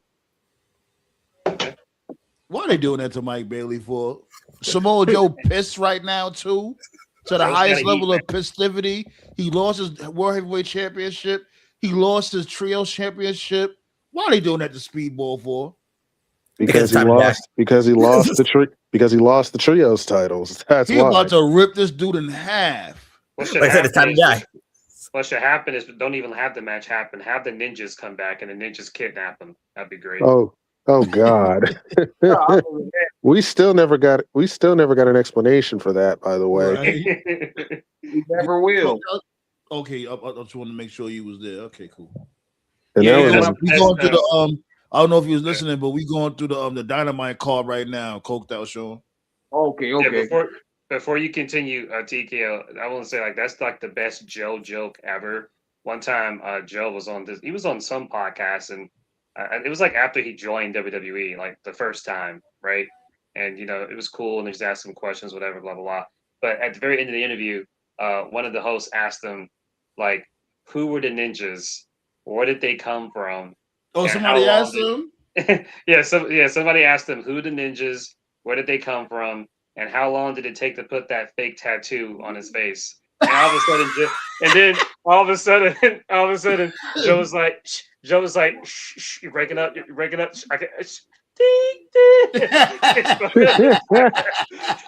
Oh man! Like, yo, they drew a dildo on your face. What the hell's going on, sir? Oh man, go ahead, TKO. Oh my God, we're never gonna get an answer to that. But never. Like I said, Samoa Joe versus Mike Bailey, and we got one more match. It's Swerve versus Kevin Knight. And I got to say, I've been liking the little friction between these two too, as well. But like, let me say something real quick. As far as like the Trey Miguel situation is concerned. Hold on. Why would you see? Now he could change the subject. That was the whole card. We're not done. Maybe somebody else want to talk about the card real quick. My bad. Go ahead. Nah, I just said like the last match on the card was Kevin Knight versus Swerve. I was going to say that like when it comes to this dude Kevin Knight, like I'm glad they're giving him a look. He's a champion, the Trios champion or whatever, and I don't know. I guess this dude's playing the gatekeeper role, low key. This dude Swerve, because he did it with Ricochet, and now he's doing it now with this dude Kevin Knight. And I would say this: like by the end of the year, hopefully Kevin Knight should be TNT champion. That should be the goal. Kevin Knight, I said Kevin Knight would be a prominent black talent right up there with Swerve and Lashley and Shelton, honestly. Wasn't it supposed to be Hobbs? It was supposed to be Hobbs, right, but he's gone. So two things about Knight. Number one, a lot of people don't know this. He actually did have a tryout for the WWE PC, and they told him no. Why? No fucking idea. Number two, and this is just me personally, I already told this TKO, I actually see a lot of RVD in him. His offense is very, very innovative. I see a little Too Cold Scorpio. Yeah. I see a little bit of both in him, honestly. Yeah, like Leon Slater is more RVD than. Yeah, WWE definitely stole Leon Slater from TNA. They salivating. Nah, they stole him literally. He was supposed to be on Genesis, but he's not. So he was supposed to defend the X Division title against Cedric, but WWE said, "Fuck you, we need him for the UK tour." Like they That was stole a good match. him. That was a good match between him and Mello. What, him and Mello? Yeah. Yeah, that was a really good match. But that I keep saying, there's never going to be a shortage of good matches when it comes to these wrestling shows. Oh yeah, the talent. Oh yeah, it's because it's a reflection of the talent. The talent pool is real deep, so you're gonna get great wrestling, but you're not gonna get memorable stories. Exactly. I mean, how many times have we said it? Like, great matches are good, but why are they fighting? Right. It only goes but so far. Do you think that's the reason why Dusty was so revered? Because he always knew how to tell a story? Yeah. Yes. Yeah. And he knew how to build. I think he knew how to build characters. That was his strong point. Stories, yeah, cool, but it was really how he built characters. I think that was Dusty's niche. That's one thing he knew how to do. He knew how to make a character. Was there something you wanted to say on the Detroit situation, Black Star? Oh yeah. But hold on, like really? Oh, I'm sorry. Quarterbacking this shit, Toph. Come on, nowhere. Maybe this dude, Coked Out Sean, want to talk about the card real quick. Okay. I'm giving Dynamite they shine, like they deserve it. Are you still there, my dude? Coked Out Sean, King Eric, all that shit. He's muted right now, so yes, he's muted. Well, Trey Miguel, go ahead. Fuck it. Coked out. He coked out. I try to give everybody a chance to talk, but go ahead, my dude. Go ahead. Like here's the part that I don't really get, right? Because like TK is trying to say, or not TK through Dave Meltzer is trying to say that it was WBD that basically told him, like, hey, you got to fire Trey Miguel. And with TK not saying no or not saying like anything like that, what I think is that if you look at who Trey Miguel was dating before the world champion started dating her, and you might find a connection there, which means it wasn't WED. It was Tony Khan that did everything. It was his call. My question is TK that worried that if he takes responsibility for it, that he'll be the bad guy? I don't know what you're talking about, bro. This has absolutely nothing to do with TK. Warner Brothers did all that. It's the same thing that happened with Jay Briscoe. Jay Briscoe made that tweet all those years ago, which he apologized for.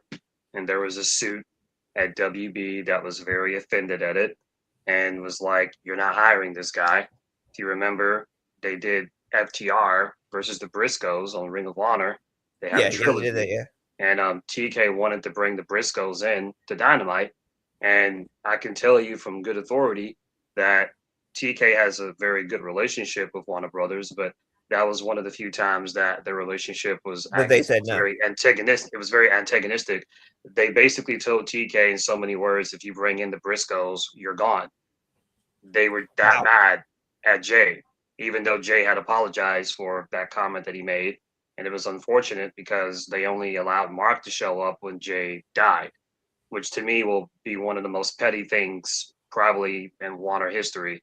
It's a bunch of snowflakes that run the organization, unfortunately. So as far as I know, and I don't even follow Trey Miguel like that. I know who he is, but I don't follow him. But you know, he made a comment on social media a number of years ago. Yeah, he called someone a fag. Right. And to be fair, about oh, go ahead. Yeah, I was gonna say, to be fair, this is not the first time this has happened. If you remember when they were going to bring in the Brian Kendrick, if you recall, and he was going to wrestle Mox, and then they dug up, you know, some dumb stuff that he said X amount of years ago. So the people I didn't know that. I didn't know about that. Really? Yeah, that's why that was canceled. But it's like y'all doing it over fucking D. Brian Kendrick. Really? Y'all have nothing else better to do?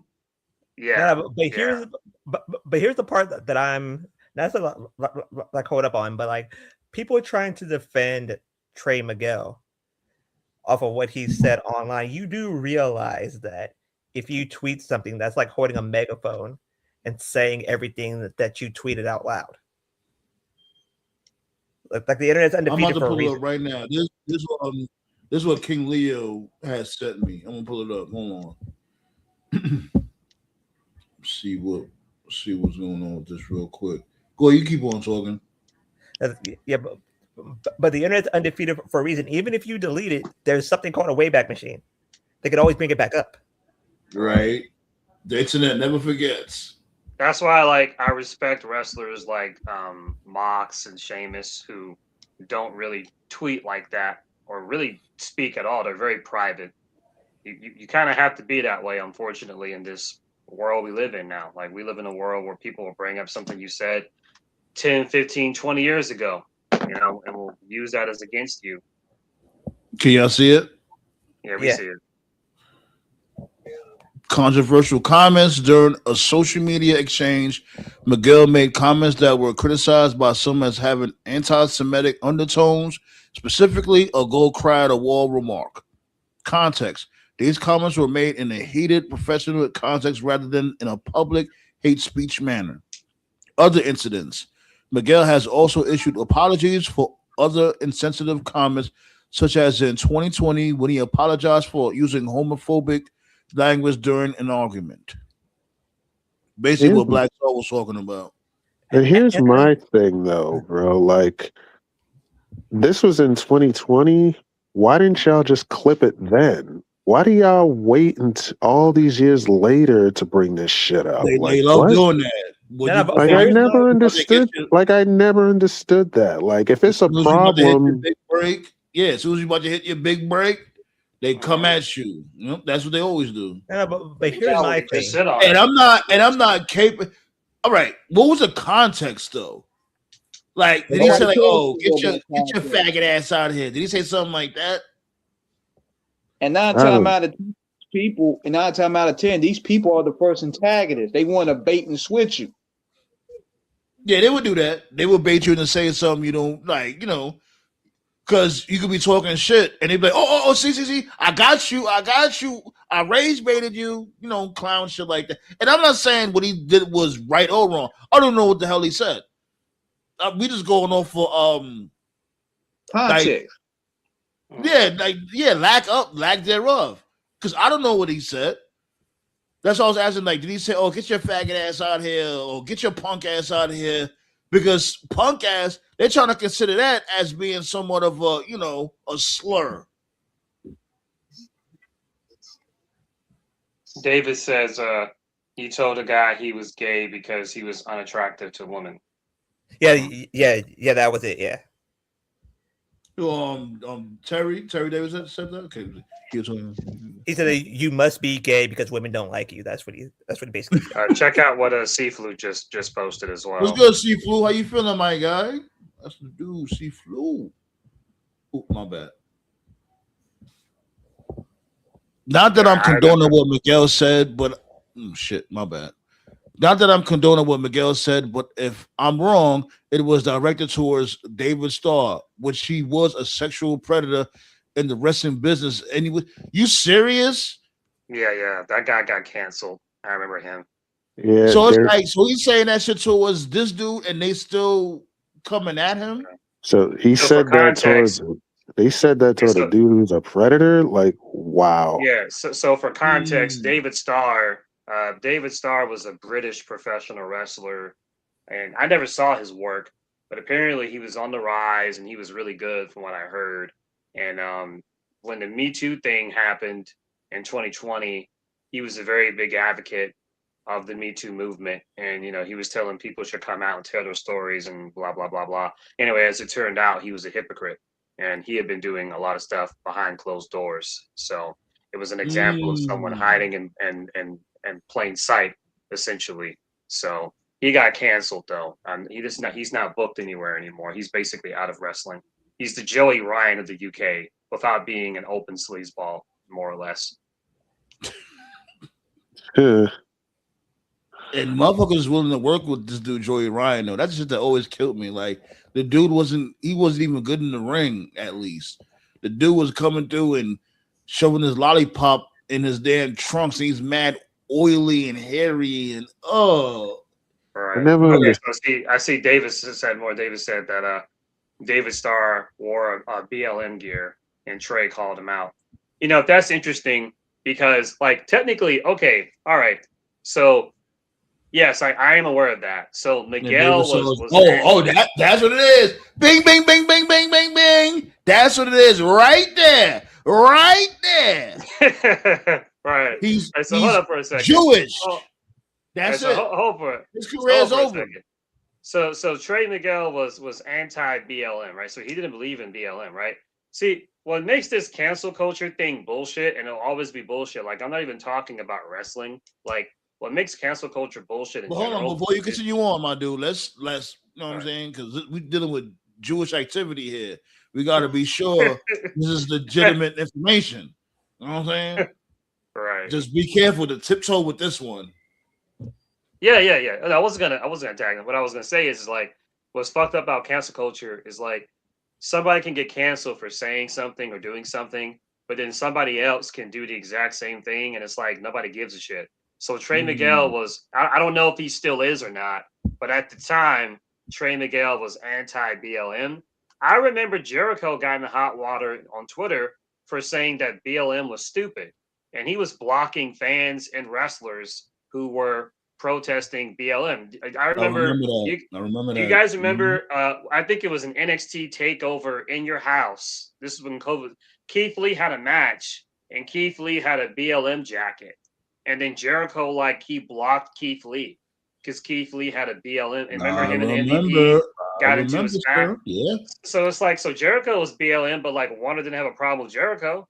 So whatever, man. Yo, Jericho, where's your wife? Yeah, they pick and choose. Good shit, Toph. But again, here's my point though. That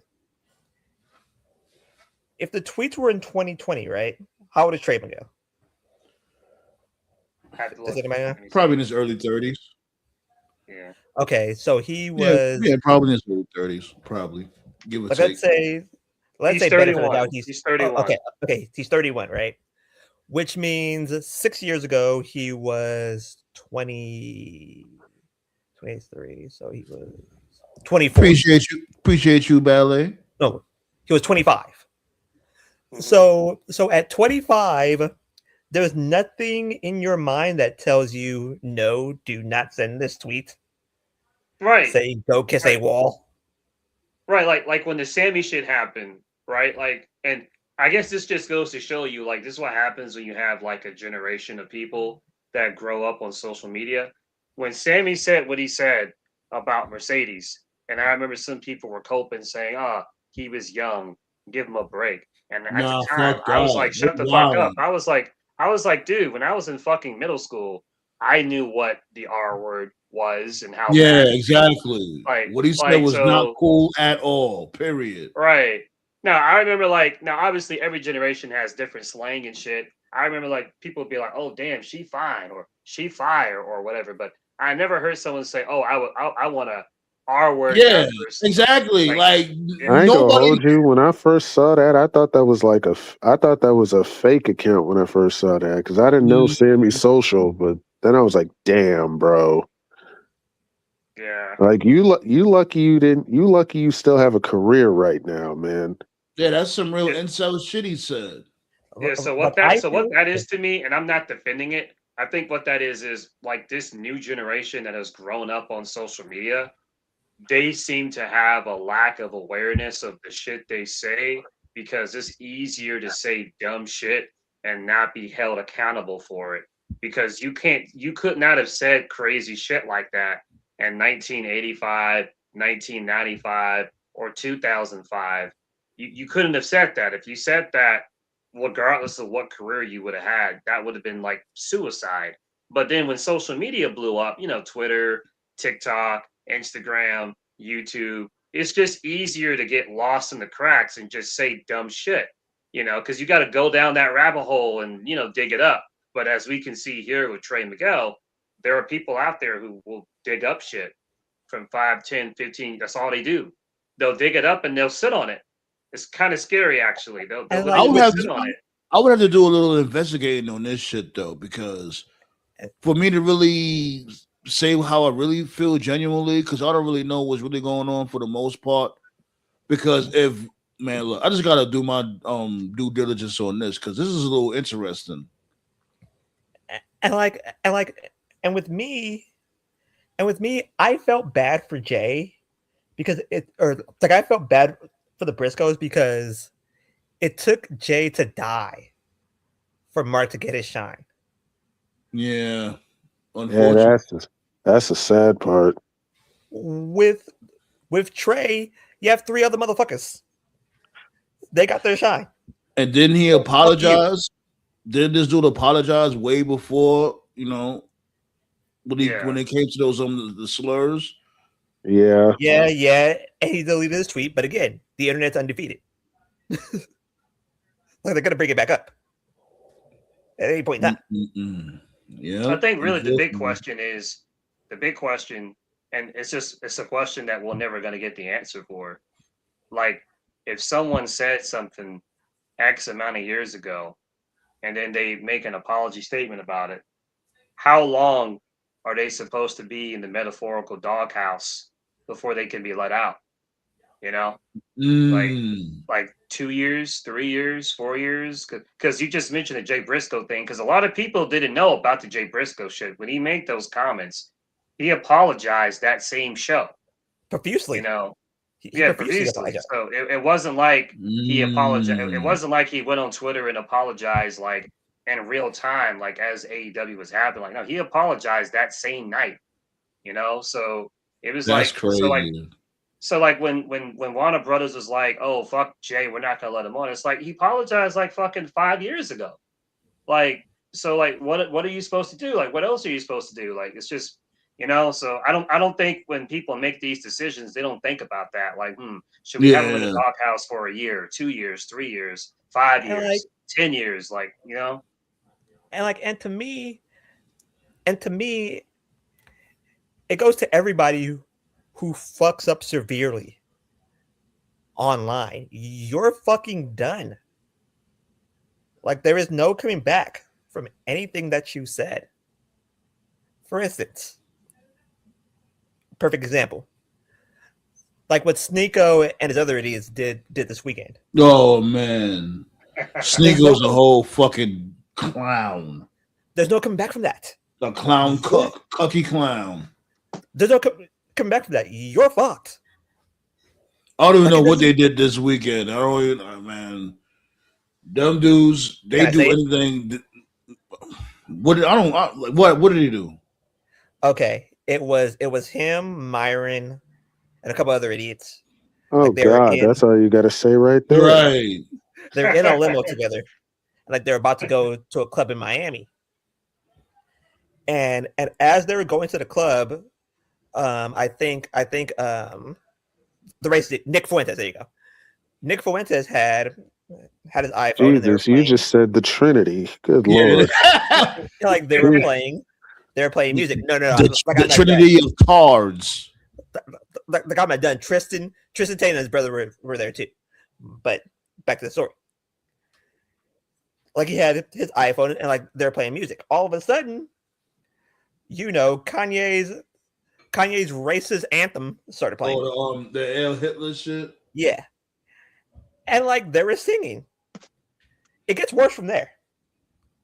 He goes to the club, and he convinces the DJ to play the song at the club. This time, Sneeko starts rapping because he's probably drunk. He starts rapping the song. No, it's not because he's drunk. It's because that's how he really feels.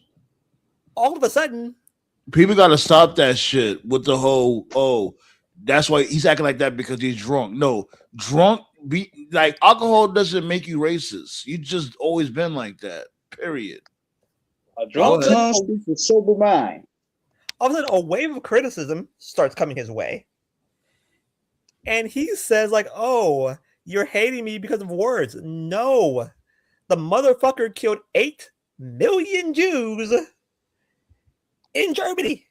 And also...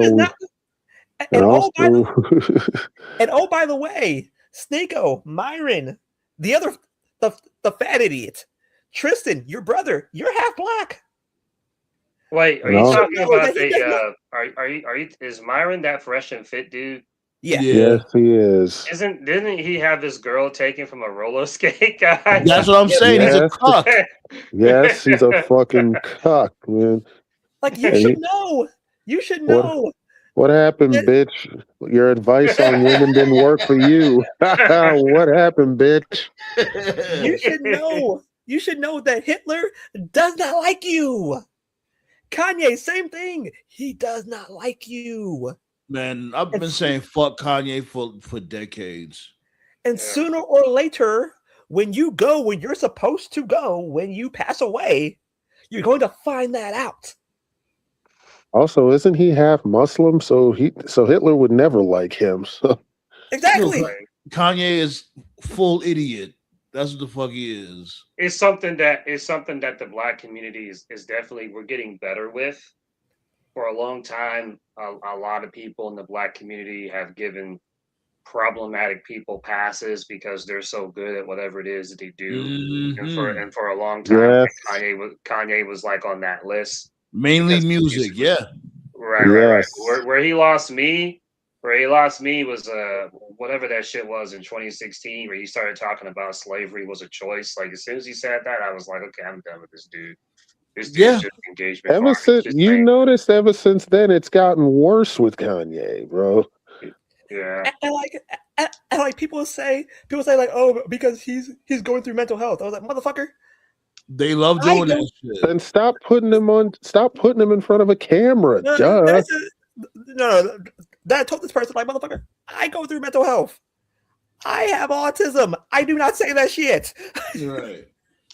Right, like, and millions of others. Like, there's others out there that's on the spectrum of whatever the case may be, and they don't be on that type of time. Like, yo, you over here, like, you know what you're doing.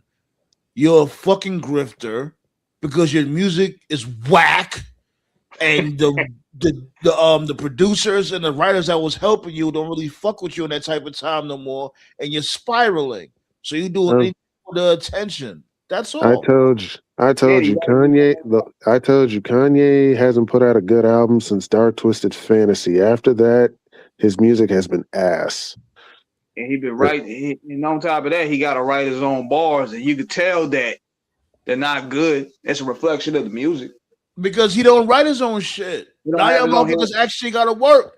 You actually got to be a rapper. Oh, what a concept! And like the reason why he wrote the song was because Kim took the kids. Motherfucker, you're crazy. That's the reason why she took the kids. Yes. You know how much of a piece of shit you got to be for people to sympathize with a Kardashian? That's really bad. Let that sink in. Oh, you say you sober, my dude? Oh, yeah, that's what. Yo, congratulations, my dude. Hell yeah, dude. Hell yeah. Nice. Leave all the junk to me. That's like what's up. Like the father turned trans and he's still a Trump supporter. That proves something is wrong with that family. Ain't that some shit? The father turned into a woman and he's, oh God. Yeah, let me not go down that hole. Yeah, the Myron dude is weird. I mean, they're all weirdos, but like I'll never understand. It's like it's so strange. Like it just goes to show you like how many people, and you know, I always joke around and shit, but like there's no jokes here. But this just goes to show like how many people never paid attention in history class, because like back in the day of slaves, you had the slaves that worked inside the house, and then you had the slaves that were worked outside the house.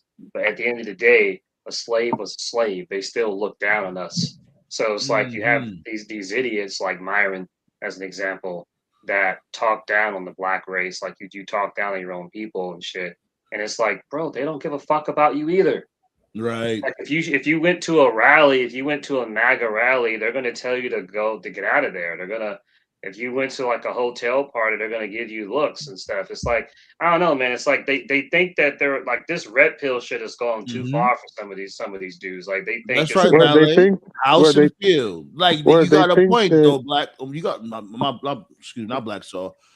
You got a point though, Tove. They do be doing it. They try to sit there and rub these dudes' balls like, oh, you one of the good boys. No, motherfucker, it don't work like that. You don't think other coons tried the same shit that you did? And Andrew, and they got their asses kicked. And not only that, it's like, yo, that's the damn like the fetus attitude. It's like, why would you even want to do that? Why would you even want to be around somebody that looks at a color as less than human? Why would you want to be associated with that? It's part of the grip. It's part of the grip right now, and aligning with the MAGA grip is the part of getting those greenbacks now. Because they got bills to pay, so they have no choice but to grift. And it's like, how long you think this shit is gonna last? And when the checks stop clearing. And every time when a YouTuber, they stay on one stick, after a year and a half, they switch it up. They do it with their relationships. They do it with different ideologies. Like there's this one chick, she's a straight stud. You know what I'm saying? Like she preaches feminism and all that stuff. And then soon as she got the money for them, then she switched it up to blaming the women and stuff on relationships and how these women ain't nothing. So now she's trying to get the male demographic to buy into her. It's all grifted. That's why I don't trust none of these YouTubers. And like last point, Andrew Tate, you can't fight. He got his ass whooped in that boxing match. Andrew's lucky. Fuck him too. Because that shit happened like right when that Jake Paul fight happened. So like it got buried. But we saw you, bro. We saw you. You supposed to be the alpha male. What happened? Weekend. You got your ass kicked. You got your ass kicked by a person who's worse than you. That's all in the same weekend. Ooh, boxing had a great weekend. And did you see fucking Andrew Tate? He was cutting the Mick Foley promo. He was like, I lost because God wanted me to lose. No, bitch, you lost because you fucking can't fight. That's what happened. And did you see the motherfuckers he fought in kickboxing? Most of them are scrubs. Most of them are 0-1, and the only person that they fought was you. Yeah, they were scrubs. That's what they do. And fuck all your dick riding fans, Andrew Tate. I gotta roast them too. Shit. So what do you think? So what do you actually think that people like Bada Hari, who kicks ass for a fucking living, would do to you? Motherfuckers like Israel Adesanya, again, who whoops ass for a living, is going to do to you. I don't know why he took that fight. Fuck those dudes too. Them dudes is fucking pathetic. I don't know why he took that fight. That was just a horrible career move on his part. Because he's broke. That's why. Because he's broke. He got banned. He already got banned from Romania, so he needed the money. and then he makes the monumental stupidity of all stupidity. Say like, oh, America, us. So bitch, you ain't American. Right. Exactly. Like.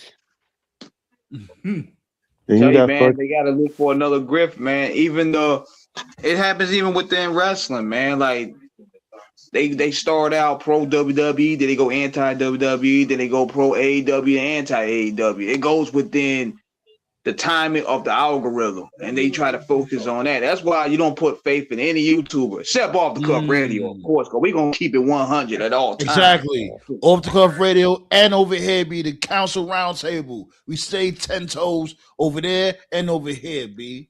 ASAP. Yeah, you can see what's his name was starting to get off the grift. Damn, I always pronounce the dude that was on Punk's podcast. I can never the Ariel guy. Ariel Hawani. Yeah. You can see the grift was wearing off because I started to see at the end of last year he had Darby on there. He brought TK back because for a while like he stopped interviewing AEW people, but now he's starting to interview like more non-WWE people because they cool it off. The product is cooling off over there. So it's like, okay, I see what's going on. and to me, the worst part about all this is that Nelly, Luda, my guys. Don't forget Snoop. Yeah, Snoop. Yeah, Snoop go where the wind goes. Yeah, Snoop. We had our fair share of words with Snoop. Snoop go wherever the wind go at this point. You built your life off of our dollars, and yet you go to a rock out concert hosted by a motherfucker who does not like you. But I ain't gonna lie, Snoop.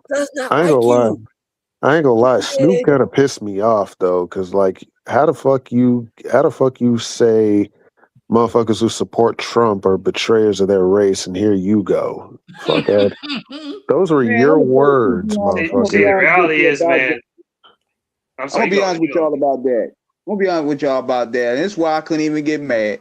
I don't even think Snoop remember. Snoop memory probably goes within a week because of how much weed he smoked. Bullshit. Because I smoke a lot of weed my damn self. And I remember like a lot. Snoop, brother. Are you talking about the same dude who called himself Snoop Lion at one point?